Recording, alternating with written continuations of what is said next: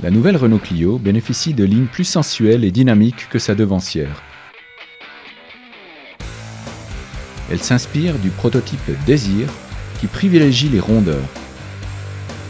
La partie arrière est également très réussie. L'habitacle se distingue par son modernisme et la qualité des matériaux utilisés. L'équipement de confort lui aussi dépasse les critères habituels de ce segment. Le grand écran tactile du système multimédia en constitue un bel exemple. Le confort des sièges est dans l'ensemble bon, mais le maintien latéral gagnerait à être plus ferme. La Clio offre une appréciable habitabilité pour une petite voiture, même si l'espace pour les jambes ou place arrière reste limité. Le coffre de 300 litres ne prête pas le flanc à la critique.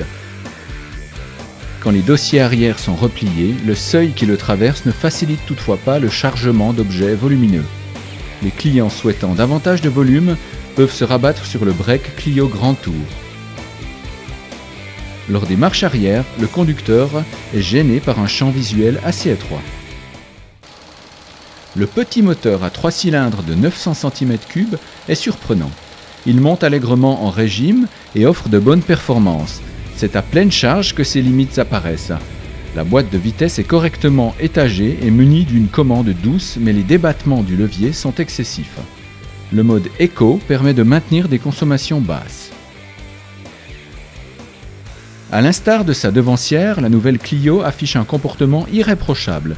Agile et maniable, elle bénéficie de tarages de suspension sportifs et d'une direction précise, dont le retour d'information en position médiane laisse toutefois à désirer.